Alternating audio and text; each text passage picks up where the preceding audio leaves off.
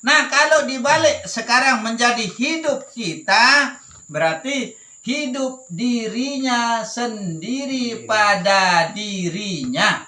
Itu.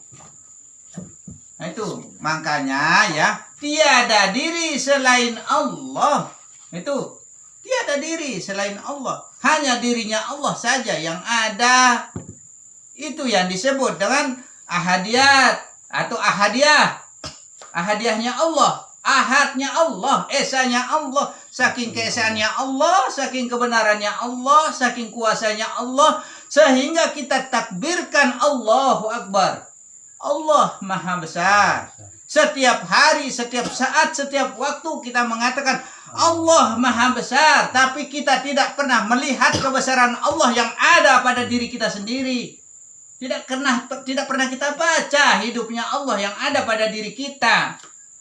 Hari-hari Allahu Akbar, Allahu Akbar, Masya Allah. Hari-hari, setiap waktu kita bilang Allah Maha Besar, Allah Maha Besar, tapi tidak pernah melihat kebesaran Allah ada pada dirinya.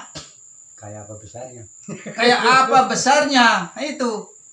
Itulah yang saya heran. Orang-orang ini pemahamannya sampai di mana? Kok bisanya menghujah orang, menghina orang, memponis orang. Masya Allah, kayak dia yang kuasa saja. Jangan ponis orang masuk neraka, jangan ponis orang kafir, jangan ponis orang begini begitu dan lain sebagainya. Apa dia yang kuasa? Allah yang punya hak. Betul. Semua itu hak milik Allah yang ada di alam ini, kepunyaan Allah semua. Dunia, langit, berikut seisinya termasuk kita, hak kepunyaan Allah semua. Apa yang ada pada diri kita ini, sekarang jangan kita berpikir di luar diri kita. Kita berpikir mengenai apa yang ada pada diri kita sendiri. Itulah ma'rifat Allah yang kita judulkan di sini, mengenal jati diri. Diri itu dirinya siapa? Diri kita apa dirinya Allah? Kalau diri kita berarti kubur kalian. Kalau dirinya Allah itu yang benar, itu namanya pengembalian kepada Allah. Begitu. Jadi maksudnya tiga lapas itu ialah rupa. Tuh, dia sudah rupanya. Rupa siapa? Rupa kita ini rupanya Allah. Rupa Allah itu rupa kita. Bukan satu kah jadinya? Satu. Ahad to dia. Esa to dia.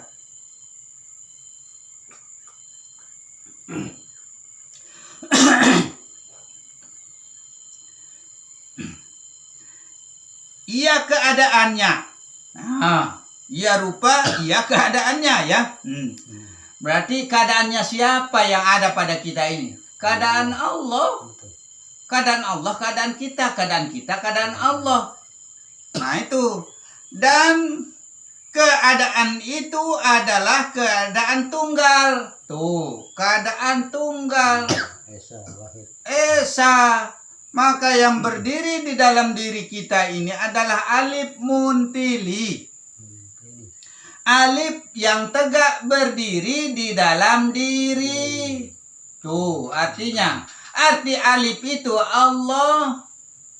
Maka Adam itu Adam. Ya, perhatikan ya. Alif, dal, mim ya. Adam. Alif itu Allah. Dal itu diri. Mim itu manusia. Allah diri manusia. Tuh. Tidak jauh.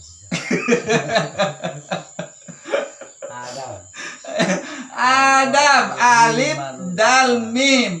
Alif muntili, alif yang tegak berdiri di dalam diri, artinya Allah. Maka Allah Maha Besar, alif Allah, alif akbar, alif usali. Maka kita lapaskan Allah Maha Besar, takbirkanlah dia. Itu kita takbirkan dia. Itu. Maka Adam itu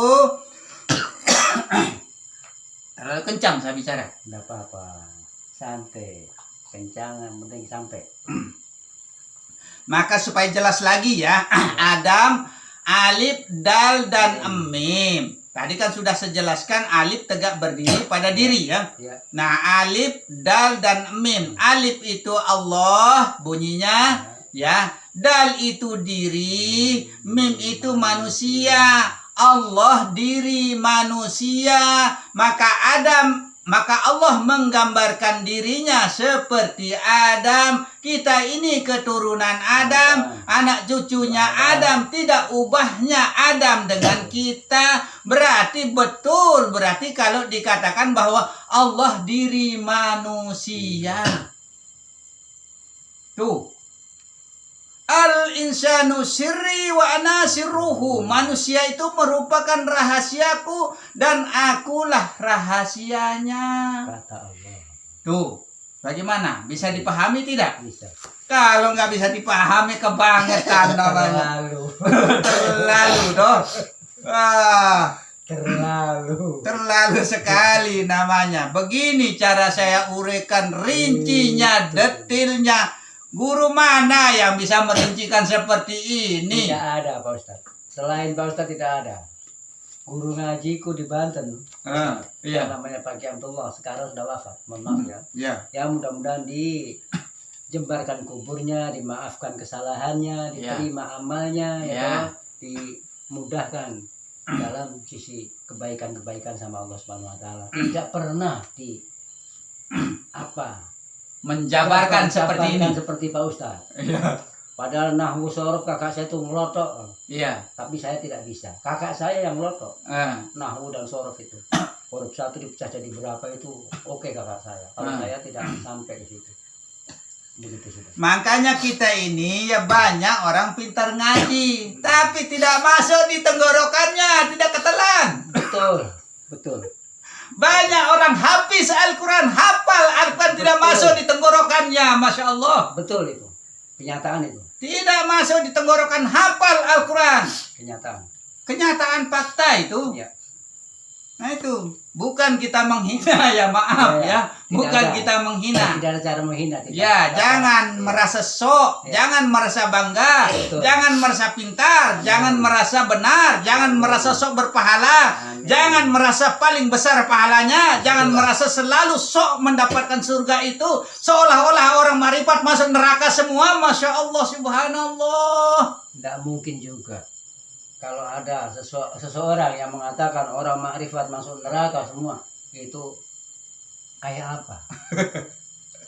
Manusianya yang tidak bisa mengaji diri, Pak Ustadz. Ya, itu. Kalau manusia yang bisa kaji diri, insya Allah akan saling menghormati. Kita lihat dari Sayyidina Ali ya.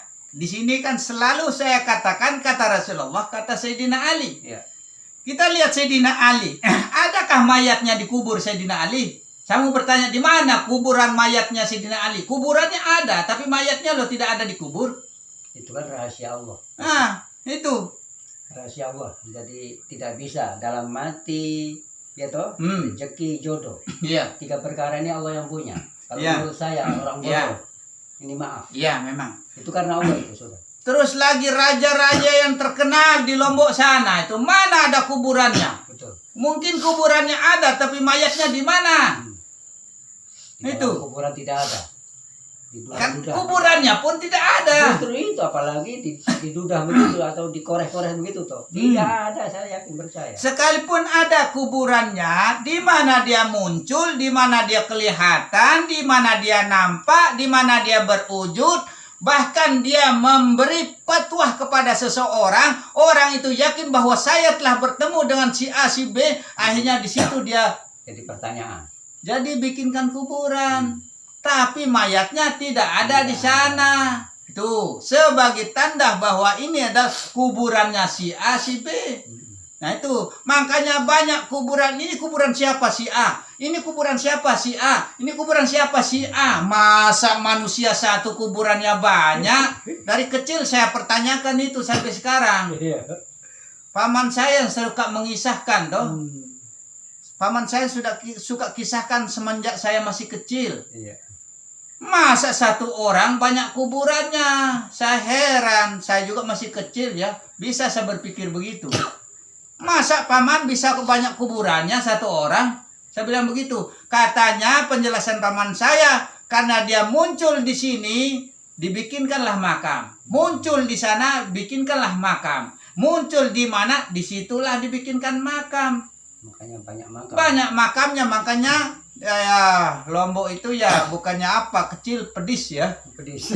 Apalagi Lombok. Pedis. Makanya sekarang juga saya beri himbauan yang pedis. Betul, nggak apa-apa. Pedis sekalian Yang ini. penting jadi obat. Yo, ini ajaran Biar pedis, sehat, ajaran makrifat nih, ajaran yang pedes. Ya.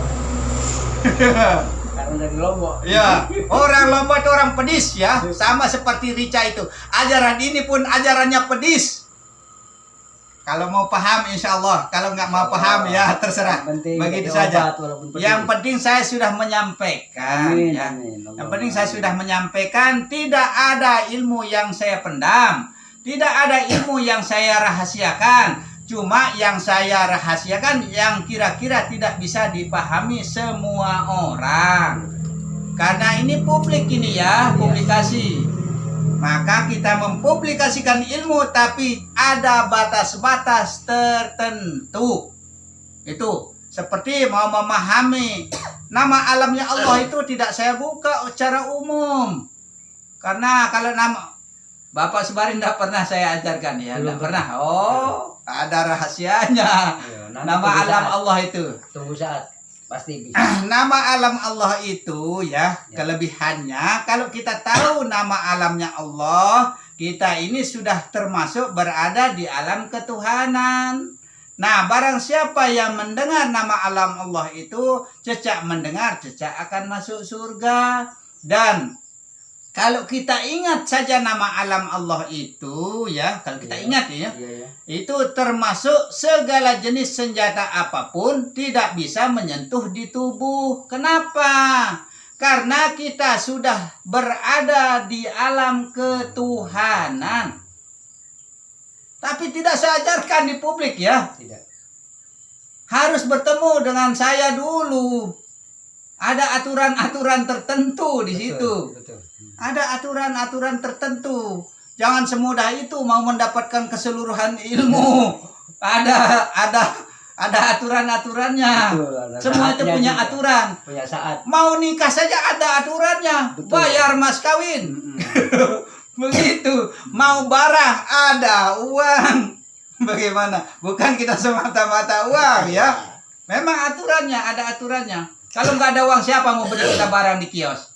Tidak ada yang belanja. Nah itu makanya ada aturan-aturan tertentu sehingga tidak akan saya publikasikan keseluruhannya ya. Maaf saja ya ini. Tidak apa-apa. Ada titik-titik atau rahasia-rahasia yang terpuin itu tidak saya keluarkan. Kecuali kepada orang-orang tertentu. Betul. Orang tertentu itu mana? Orang yang lulus. Orang yang paham. Ya. Orang yang tahu. Orang yang saya anggap sudah benar-benar paham dalam ilmu ini, insya Allah dia sudah hak miliknya untuk menemukan rahasia-rahasia keilmuan itu. Nah, itu yang merupakan cahaya kebenaran Allah yang ada pada diri kita. Itu saya terus terang saja. Betul. Nah, itu tidak ada yang akan saya tutupi kecuali ada batas-batas tertentu. Iya. Nah, itu Pada saat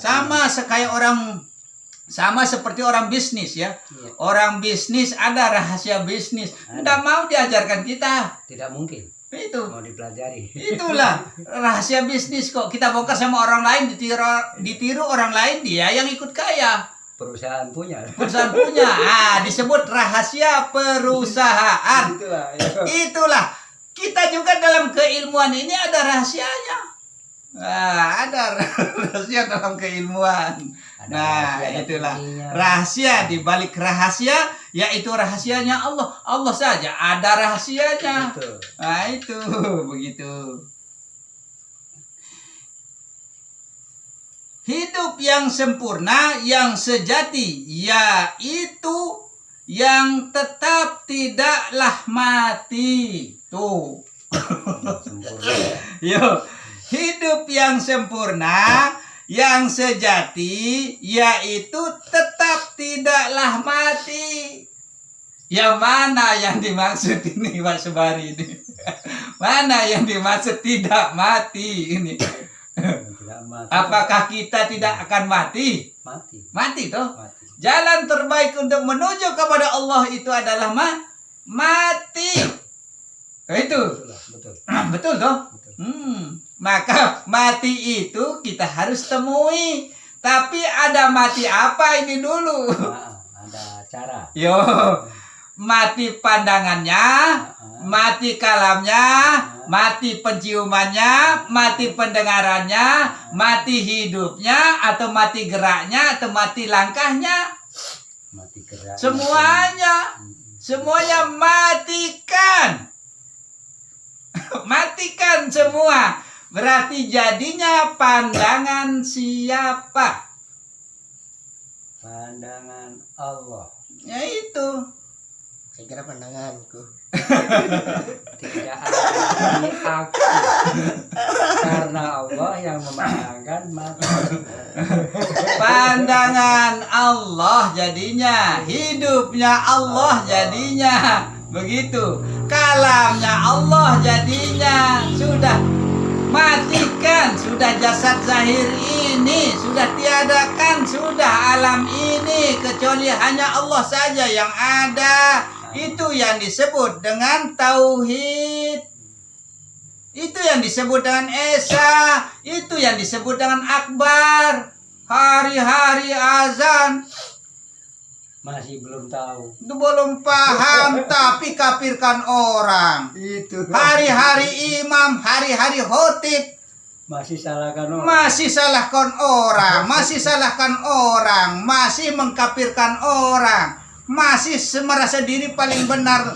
La haula wala nggak kepake di lidah kita ini. Itu sudah.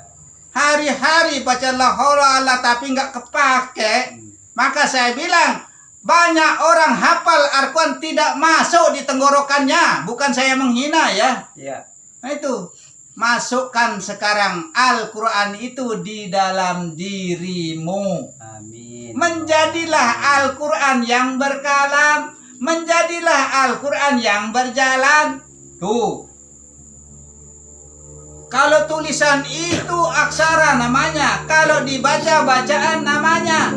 Tanpa dikalamkan oleh lisan zahir ini. Ya. Tanpa dikalamkan oleh lisan zahir ini tidak akan berkalam Al-Quran itu sampai dia hancur. Betul. Sampai kiamat pun Al-Quran tidak akan bisa berkalam, tidak akan bisa berbunyi tulisan kok. Ya. Berarti Al-Quran yang mana sebenarnya? Betul. Al-Quran itu adalah dirimu sendiri. Tuh, itulah Al-Quran yang berkalam dan Al-Quran yang berjalan. Hidup ini hidupnya Allah. Kehendak ini kehendaknya Allah. Tanpa kehendak dari Allah kita tidak akan bisa berbicara. Tanpa kehendak dari Allah kita tidak akan bisa melihat. Jalan segalanya.